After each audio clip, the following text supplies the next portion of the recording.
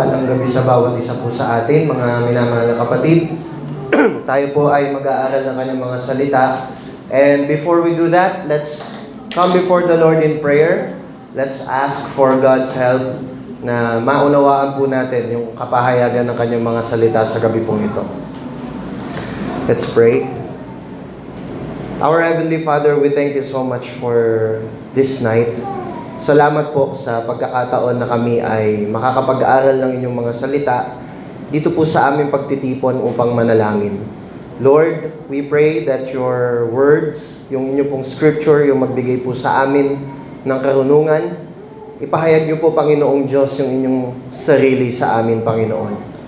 As we talk about one of the most, if not the most, one of the most important attribute na meron po kayo, Panginoong Diyos. To know that you are the God of love. So Lord, we ask for your help. Holy Spirit, lead us into all truth. At sa sandali pong ito, Panginoong Diyos, mabago ang aming mga buhay, ma-empower ang aming mga pananalangin sa lalo naming pagkilala sa inyo. Maraming salamat po, Panginoong Diyos. Kayo po ang maipahayag sa pangalan ni Jesus. Amen. We're going to talk about the love of God and its relationship to our prayers or our prayer lives. Binigyan ko po siya ng subtitle na Understanding the Depths of God's Love and its Implications to Prayer. Now, brothers and sisters, I want to start. Gusto ko pong simulan yung ang ating pag-aaral sa pagsasabi that if we are believers, if we are in Christ tonight, I am so sure that we know the love of God. In some degree, alam natin ang pag-ibig ng Panginoong Diyos. As a matter of fact, gusto ko munang talakayin yung maganda, subalit basic, the beautiful and familiar aspect of God's love. Now, I was careful to add this label because I want to say it's beautiful.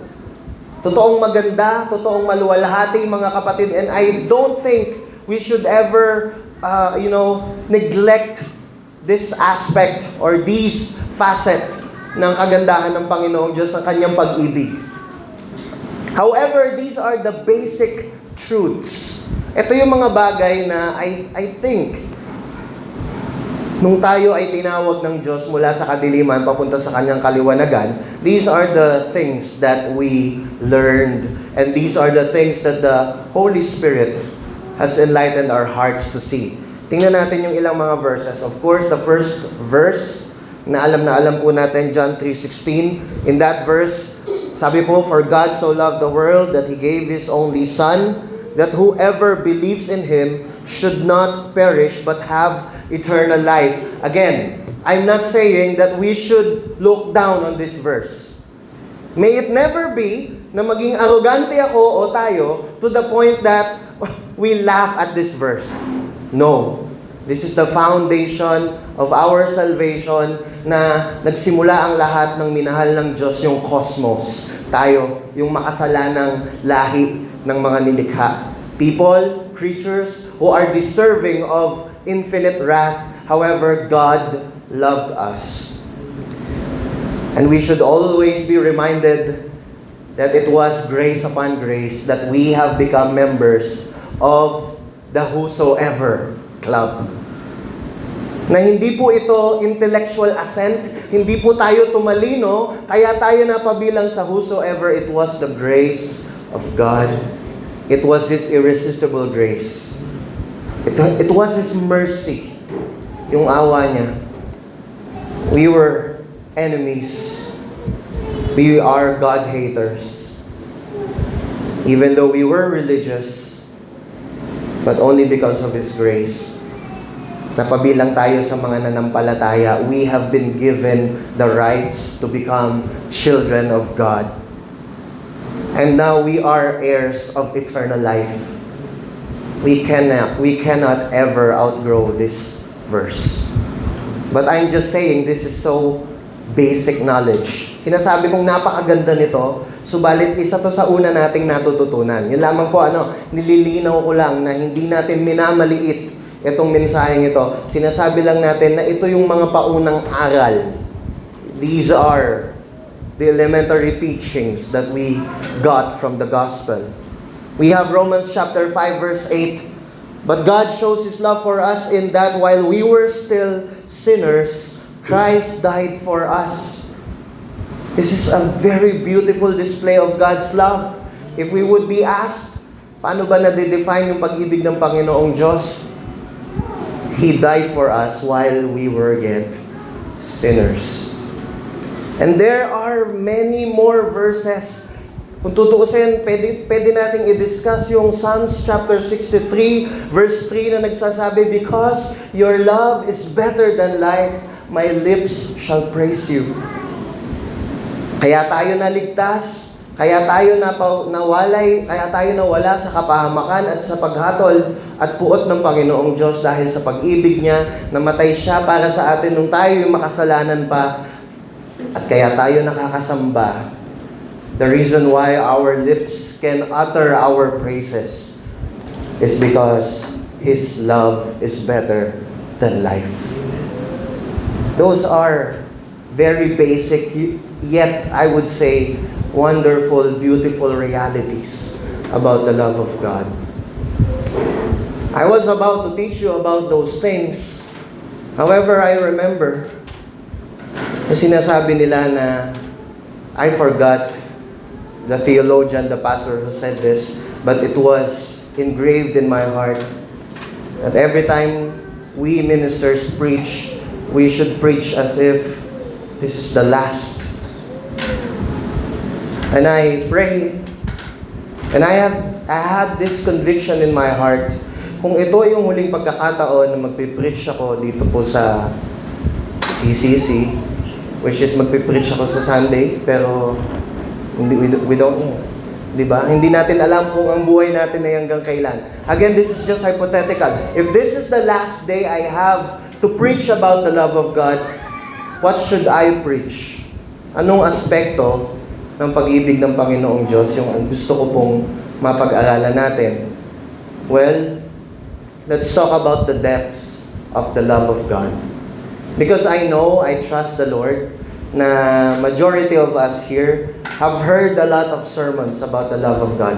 Sound biblical sermons about John 3:16, about justification by faith, about how God unconditionally loved us, chose us before the foundation of the world. Actually, if I'm not mistaken, we are just in a series break, pero nasa book of John po tayo. And we would see there over and over again, not just the glory of Christ, but also His love. So I trust that we would grow in our understanding, and we are currently growing in our understanding of the love of God. Yet,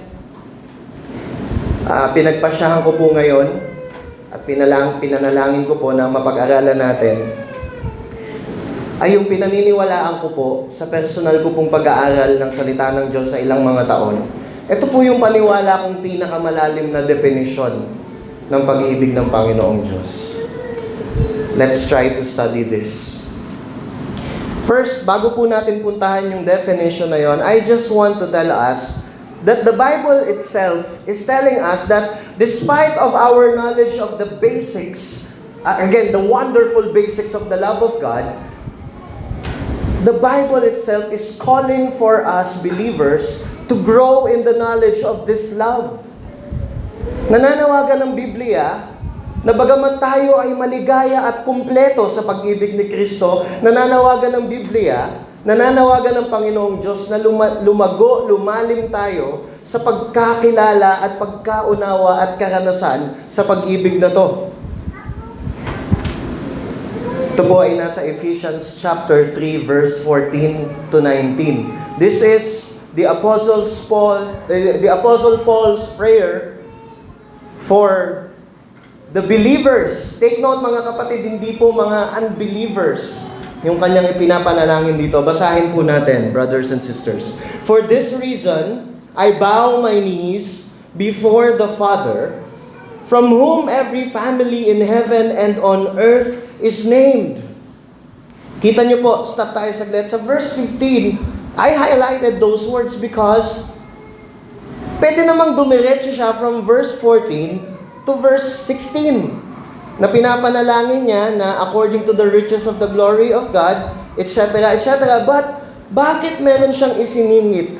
Bakit siya para bang merong in-insert na information? I do believe that he is appealing or he is using the reality na sa dinami-dami ng attributes ni God, ang Diyos daw, ang pinagmulan ng pangalan, o ang sabihin na nating lumikha ang pundasyon ng lahat ng pamilya sa daigdig. Why the family? Because God is the loving Father. Right? So tuloy natin, that according to the riches of His glory, He may grant you to be strengthened with power through His Spirit in your inner being.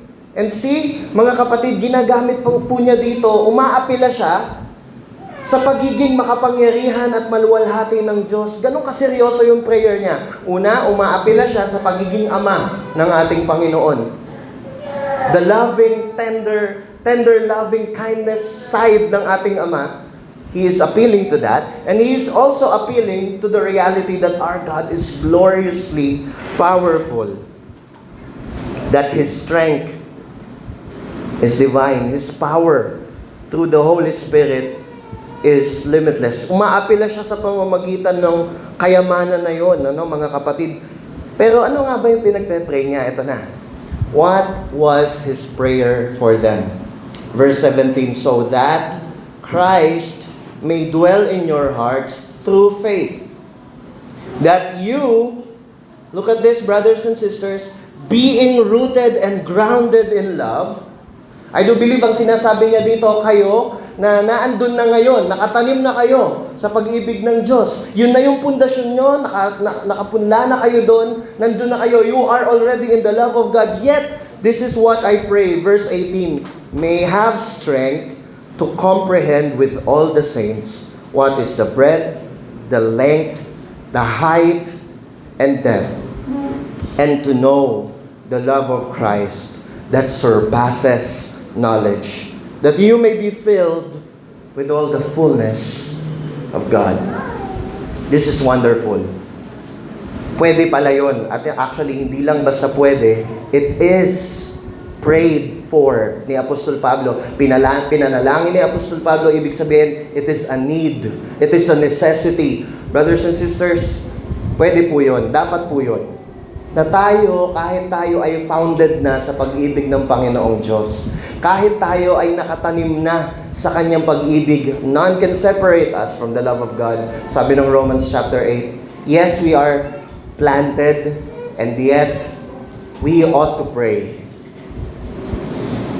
Na malaman pa natin yung lawak, yung lalim, yung taas, yung lalong kadakilaan ng ano daw po, ng pag-ibig ni Kristo na lumalagpas sa pagkaunawa ng tao.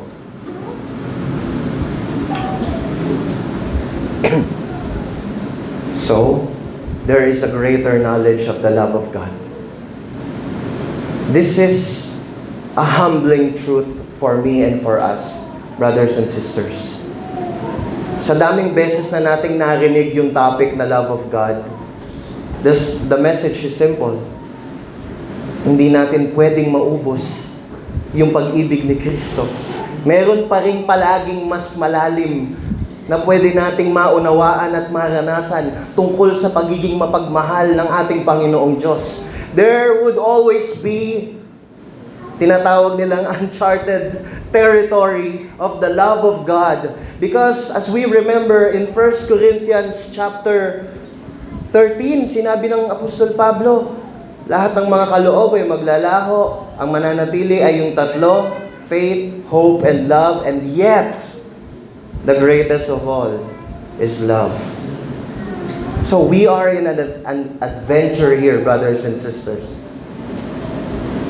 Yes, we thank God for the past revelation of His love in our lives. Sobra po akong natutuwa dahil nagpapatotoo po yung mga kapatid, laging kasama yung salvation. Hindi ibig sabihin, hindi natin kinalilimutan nung una nating naranasan at natikman yung tamis ng pag-ibig ng Panginoong Diyos sa pamamagitan ni Kristo. And yet, the Bible is calling us tonight to pray for further revelation of the love of Christ. Na lalo pa tayong lumalim sa pag-ibig na ito. Kaya naman mga kapatid, sikapin natin makita ano yung essence. I can only teach you the deepest essence but not really the whole thing. Because again, I think we would need an eternity of days to consume the love of God in Christ. We need eternal duration of days. Ganong kaganda ang pag-ibig ng ating Panginoon. So, let's talk about the deepest essence of God's love that I think was revealed from Scriptures. Basahin nga po natin. This is the deepest essence of God's love. The deepest expression of God's love is His relentless commitment to uphold His glory and then reveal it to us. Yun po yung paniwala ko na pinakamaganda, pinakamalalim na anyo ng pagmamahal ng Diyos, yung panatiliin niya yung kalwalhatian ng kanyang pangalan at ipahayag niya yon sa kanyang mga anak. Now let me argue for that from Scriptures. Case number 1, let me argue from the point of view of God's name. The case of God's name. Tingnan niyo po ito, mga minamahal na kapatid. Isang kamanghamanghang realidad po ito. We know this. We know this verse for sure. Memory verse po namin ito sa Sunday school when we were kids. 1 John chapter 4 verse 7 to 8. Beloved, let's read this. Mga kapatid, magbasahin natin sabay-sabay. Ready? Beloved, let us love one another. For love is from God, and whoever loves has been born of God and knows God. Anyone who does not love does not know God, because God is love. Again, a very familiar verse. And yet, kung titignan natin, lalo na yung phrase na God is love, it's noticeable that John did not use an adjective to describe God here. Hindi niya sinabing God is loving. Kung sinabi niya yun, would he be right? Yes. Kung sinabi niya dito na God is loving, totoo po yun. But isn't it amazing that it's a noun? God is love. Meaning to say that He's not just capable of doing, exercising, and expressing love. One of the very essence of who God is love. That's why it's noun. Kasi yun mismo siya, mga kapatid. Kung hahalikwatin natin ang pinakapuso ng Diyos, isa sa makikita natin sa kalaliman ng kung sino siya, siya ay pag-ibig. This is amazing, brothers and sisters. That's the name of God. And yet, medyo amazing, and yet this is not really surprising because from eternity past, He has shown His love. Bago pa nga malalang ang pundasyon ng sanlibutan, pinili na niya tayo kay Kristo Jesus. It's not really surprising, but it takes our breath away to know that God is not just loving. God is not just capable of loving. He Himself is love. Now, the next verse would surprise us, I think. Exodus chapter 34, verse 12 to 14. Take care, lest you make a covenant with the inhabitants of the land to which you go, lest it become a snare in your midst. Binababalaan po dito ng Panginoong Diyos ang Israel, na sabi niya, huwag kayong doon sa mga sa mga taga-Kanaan, huwag kayong makikikasal, huwag kayong makikisalamuhan ng sa kanila, don't make a covenant with them. Magiging patibong yon. Nakikita natin dito yung love ng Panginoong Diyos because He is love, right? Kita natin yung concern. But look at this. You shall tear down their altars and break their pillars and cut down their asherim. For you shall worship no other God. For the Lord, whose name is jealous, is a jealous God. Another marvelous statement about the name of God.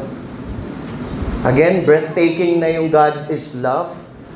But now, this one is rather strange. In our modern society, jealousy is not something that we commend. And yet, it is ascribed to our God. Hindi lang sinabi din sa dulo, He is a jealous God, but His name is jealous. Sabi sa Isaiah, I will not give my glory to another.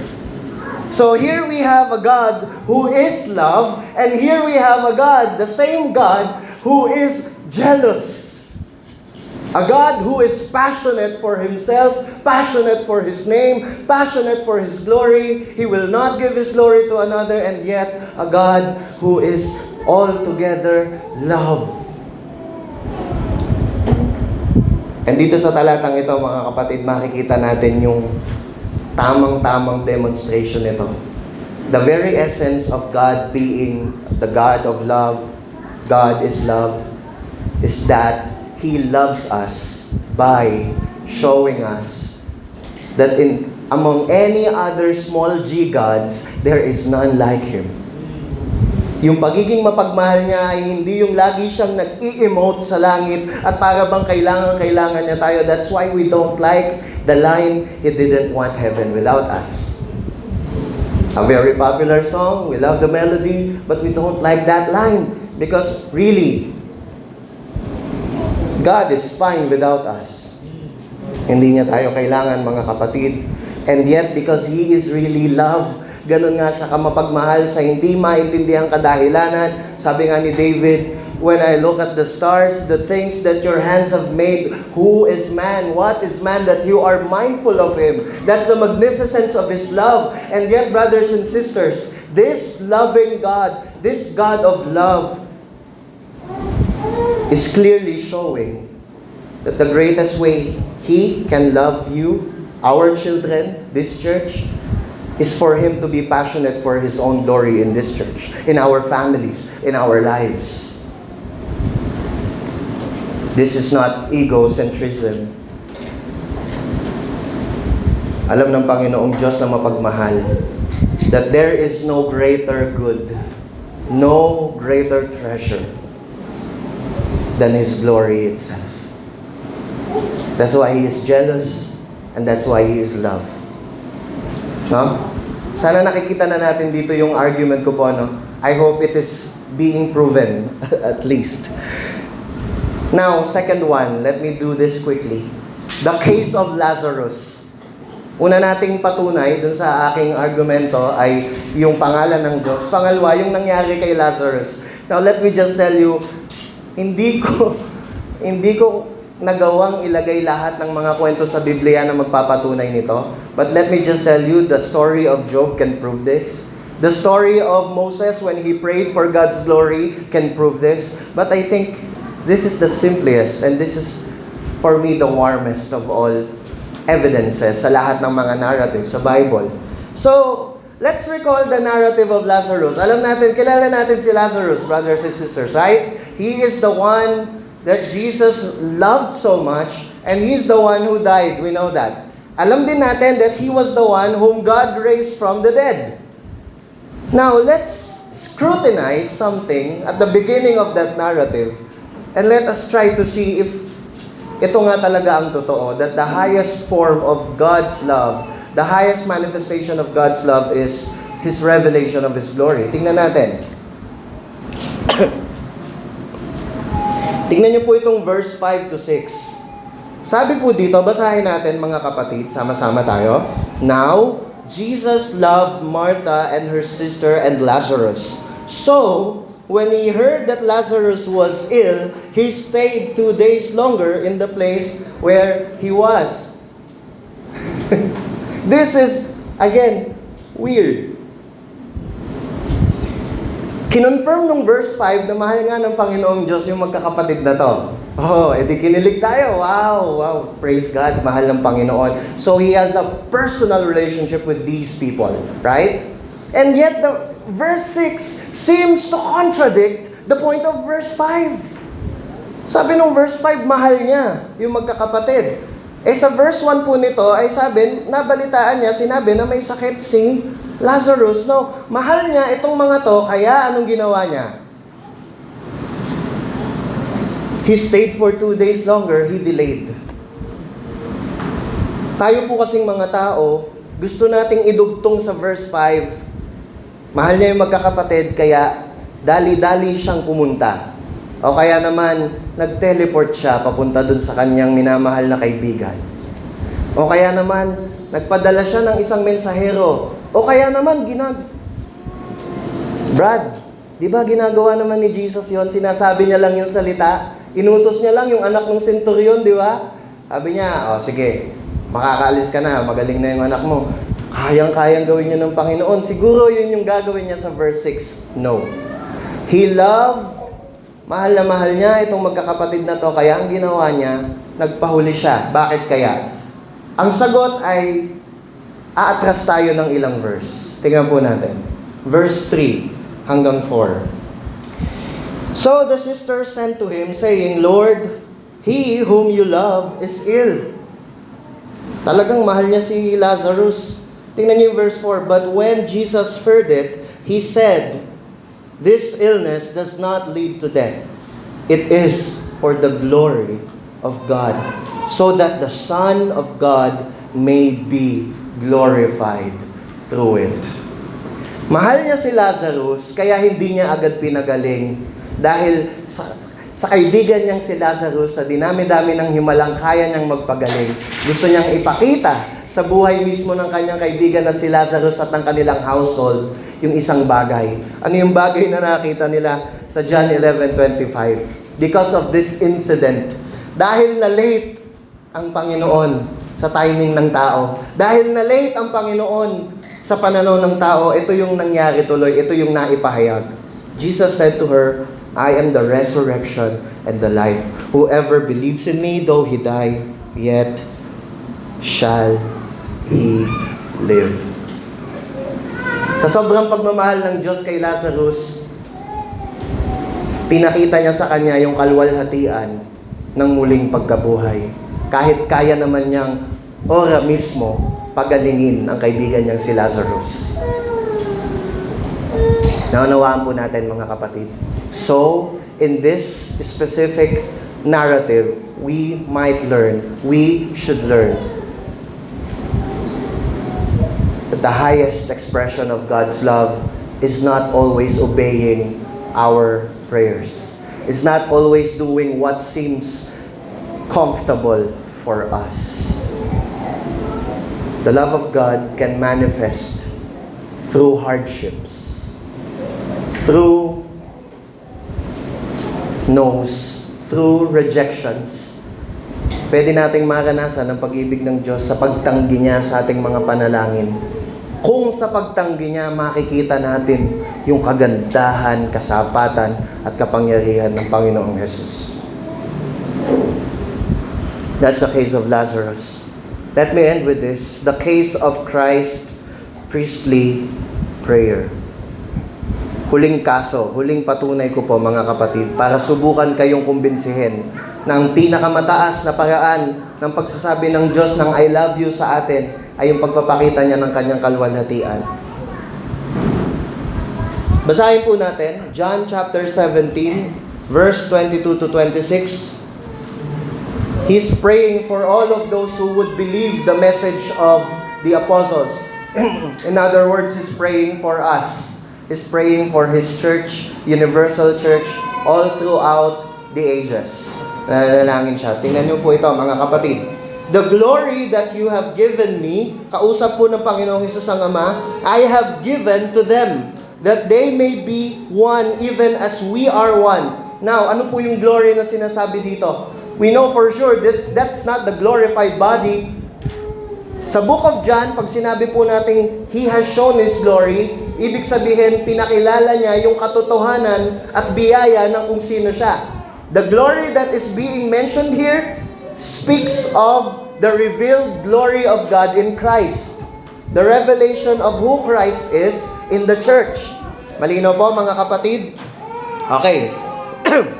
Binigay daw, sabi ng Panginoong Jesus, yung kalwalhatian na ibinigay ng Ama sa Kanya ay ipinahayag niya sa atin nang sa gayon daw tayo ay magkaisa. Kaya yun talaga ang nagpapaisa sa iglesia, mga kapatid eh. That is really what unites the church. The truth of Jesus Christ, the gospel of Jesus Christ.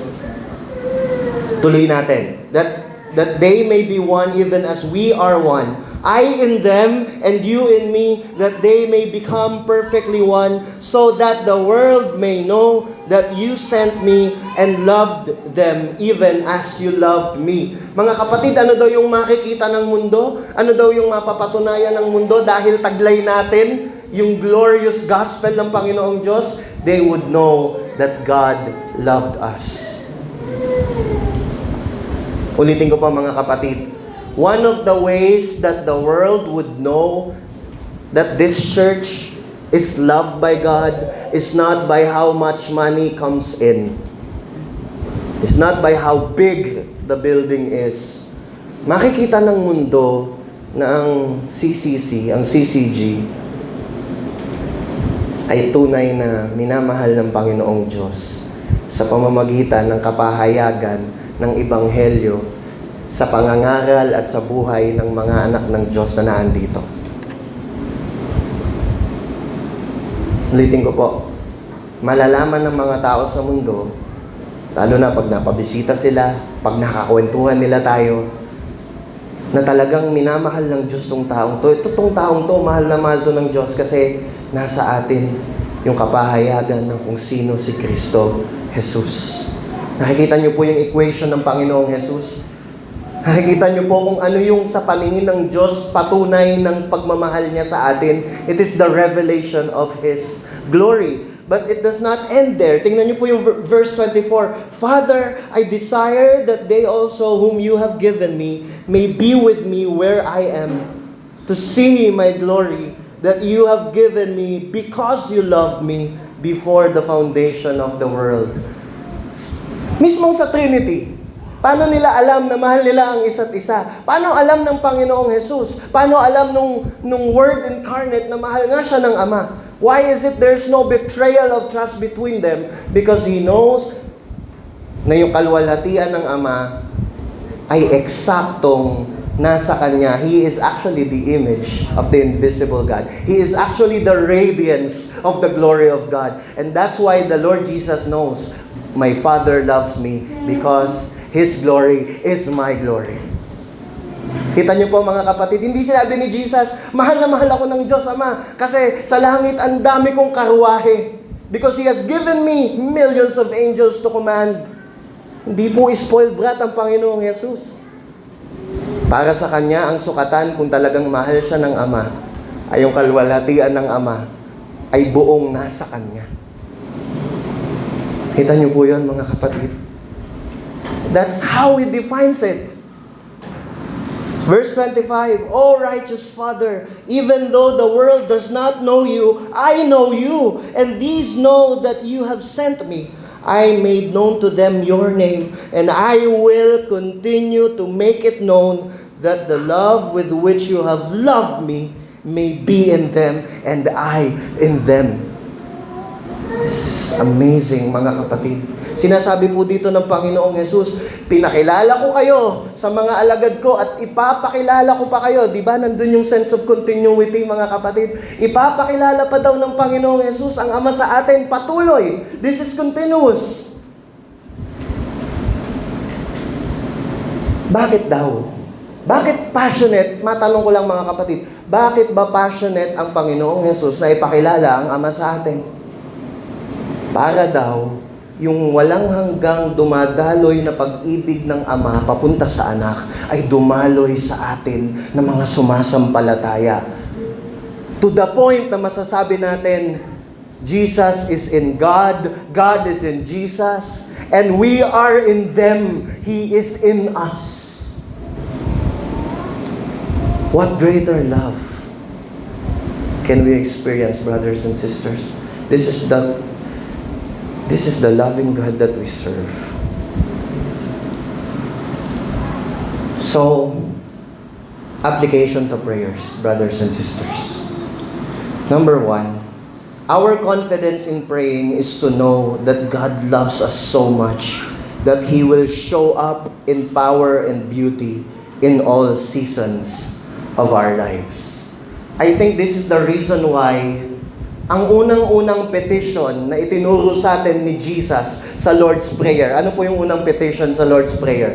Our Father in heaven, hallowed be your name. Thy kingdom come, your will be done on earth as it is in heaven. Sabi ng iba, yun daw thy kingdom come. Sabi naman daw nung iba, give us today our daily bread. Yun daw yung unang paghingi na itinuro ng Panginoong Jesus. Actually, the first supplication that Christ taught us in His prayer is this: hallowed be thy name.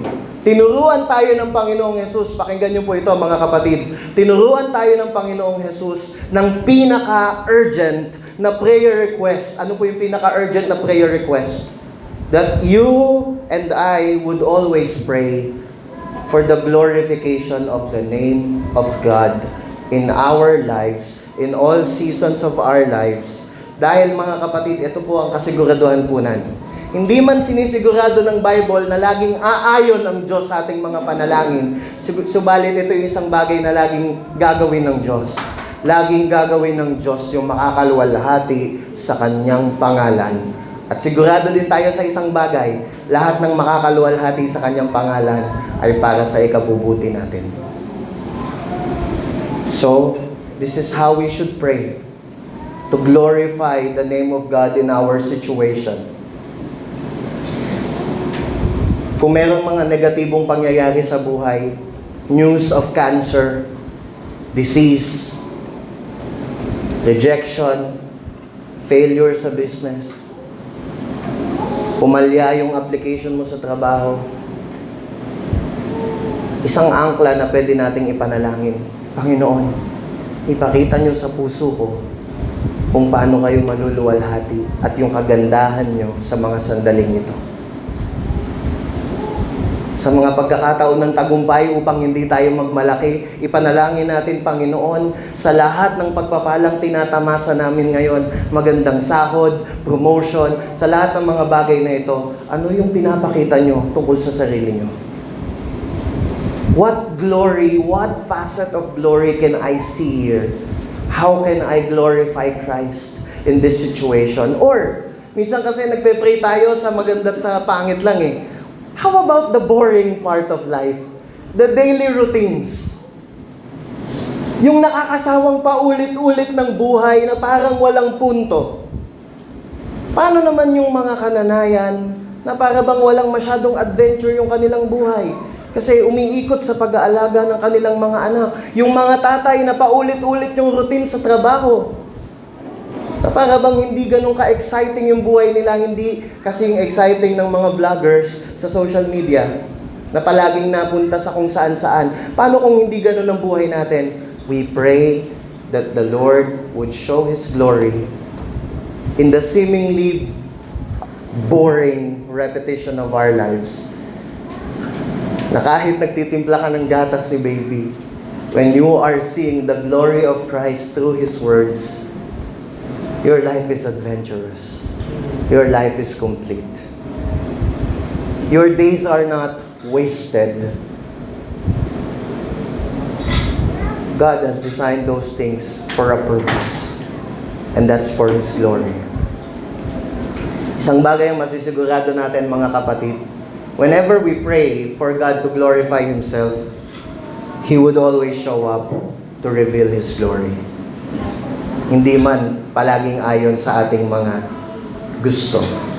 Pangalawang application mga kapatid, the most loving way to pray for anyone, ito, pagpipray sa ibang tao, is to ask our loving God to reveal Himself to that person powerfully. Isang halimbawa nito mga kapatid, sino po dito yung nananalangin na maligtas yung inyong mga mahal sa buhay na wala pa kay Kristo? Lahat po tayo, tayong lahat nananalangin yan. Pero, paano ba natin ipapanalangin yun? Ipapanalangin ba natin na lagi lang silang pagpalain? Eh baka nga hindi na nila makita yung pangangailangan nila kay Kristo sa sobrang yaman nila. Hindi rin naman natin pwedeng pagpalain na sila ay magdusa sa buhay. Baka naman sumpain nila ang Panginoon. Ang panalangin natin, Panginoon, sa kung anong paraan maipapakita yung kaluwalhatian ninyo, ipakita nyo nga dun sa kamag-anak ko. Kung kinakailangan, Panginoong Diyos, na sa ganitong sitwasyon siya mamulat at makita niya yung pangangailangan niya sa isang tagapagligtas, why not? We call it in our church the dangerous prayer. It's dangerous because God would always answer the prayer, hallowed be your name. Even the Lord Jesus, nung gabi po na siya ay mamamatay na, papatay na siya kinabukasan, nung nananalangin siya sa Garden of Gethsemane, one of his prayers is that may the Lord glorify His name. Di ba po mga kapatid? And so, when we pray for others, when we pray for our brothers and sisters, may mga prayer na madaling malaman kung ano ipagpe-pray. Nag-request siya, makapasa sa exam. Of course, pag-pray natin makapasa siya. May nagpa-pray na may sakit, panalangin natin may magkaroon ng kagalingan. Tama po, mga kapatid? May nanghingi ng prayer request na kailangan nila ng budget, ganito, etc. We pray for those needs. But, it's wonderful, it's very loving if we would pray. And Lord, sa lahat pa ng pangangailangan ng kapatid na yon, sa lahat ng pangangailangan ni pastor ng church, I pray that you would be glorified. Na mahayag ang inyong pangalan. That is the most loving way we can pray for a person. Because again, God would not fail to glorify His own name. Because He is a loving God. At ito, general message to our hearts. God's love is not built on fleeting sentimentality. It is as secured as His very own glory. Live to know it more. Mga kapatid, ito yung sinasabi natin kanina ng Panginoong Jesus dun sa John chapter 17. Sana, nawa mula sa gabing ito, kapag narinig natin yung salitang mahal tayo ng Diyos, ay hindi lang natin maisip na ang Diyos ay sentimental, emo, na kumakanta ng mga malungkot na kanta dahil mahal tayo, na para bang helplessly devoted to us. Brothers and sisters, the love of God is not founded on those fleeting sentimentalities. Ito po yun, mga kapatid, nakita niyo po yun kanina sa panalangin ng Panginoong Jesus. Ang pag-ibig ng Diyos, ito yung walang hanggang kalwalhatian at pag-ibig na dumadaloy sa Ama, sa Anak at sa Espiritu. Wala pa ang mga anghel. Ito na yung perpektong pag-ibig na namamagitan sa kanila. At anong himala, anong kagandahan, anong kamanghamanghang katotohanan na pinaranas sa atin yung pag-ibig na yon. Yung pag-ibig, yung perpektong pag-ibig ng Diyos Ama sa Diyos Anak, ng Diyos Anak sa Diyos Ama, ng Espiritu Santo sa Ama at sa Anak, yung perpektong pag-ibig ay dumadaloy sa mga makasalanang kagaya natin at nagpapatuloy na handang ipahayag ng Diyos sa bawat araw ng ating buhay hanggang sa walang hanggan. Friends, this is the greatest journey one could ever partake, to know the glorious, divine, infinite love of God. Let's pray. Father in heaven, we thank you so much for your words. Salamat sa pagpapahayag nyo ng mga bagay na ito sa akin at sa amin. Ito yung pag-ibig, ito yung pagkaunawa sa pag-ibig ninyo na kailangan namin, Panginoon. Na sa mga pagkakataon na ang aming mga pag-asa, ang aming mga pamamaraan ay dumarating na sa hangganan, sa mga pagkakataon na parang imposible ang mga bagay, napakagandang maipaalala sa amin na ang pag-ibig ninyo ay hindi kagaya ng damdamin naming mga tao na mabilis maglaho, mabilis magbago, napakabilis naming ma-turn off. But your love is infinite. Your love is glorious. Lord, patawarin niyo po ako, patawarin niyo po kami. Kung minsan hindi man po namin masabi sa aming mga kinikilos at pananaw, inaakala namin na ang pag-ibig ninyo ay nakabase sa dami ng mga material na bagay at pagpapala na mayroon po kami. Inaakala namin na ang pag-ibig ninyo ay yung pag-ayon ninyo sa amin sa lahat ng sandali. Salamat na naunawaan namin sa gabing ito na ang pag-ibig ninyo ay higit na nahahayag sa aming mga buhay kapag nagpapakilala kayo sa amin, sa aming mga sitwasyon. Kaya habang kami ay dumadalangin para sa kagalingan, habang kami dumadalangin sa mga pangangailangan, sa mga provisions, let us say this tonight, Lord. Let us be thankful. Hayaan niyo po, Panginoon, sabihin namin ito, Panginoon, na salamat sa mga pagkakataong nagkasakit kami at nakita namin na kayo yung aming manggagamot. Salamat sa mga pagkakataon na kami ay natakluban ng labis-labis na kalungkutan dahil doon namin nakita na kayo yung Diyos ng lahat ng kaaliwan, that your joy and your peace is not something that the world can give. We thank you for those sleepless nights. We thank you for those clueless seasons of our lives. Buti na lang, Panginoon, hindi namin alam lahat ng sagot dahil doon namin nakita, Panginoon, tapat kayo. Doon namin nakita, tinawid niyo po kami, Panginoon, sa lahat ng bahagi, kahinaan, pagkakamali ng aming mga buhay.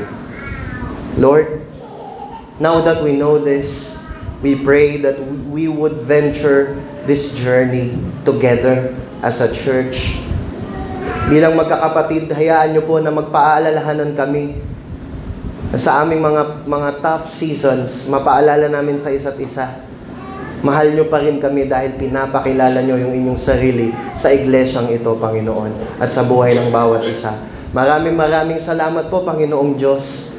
Ang lahat ng bagay na ito ay nagpapatunay na ang pinakalaman ng inyong pag-ibig, yung kanais-nais sa inyong pag-ibig, ay kayo po mismo, Panginoon. The greatest gift that your love has ever given us is the gift of yourself, the gift of your Son, the gift of the Spirit in our lives. We thank you. This is our prayer in Jesus' name. Amen.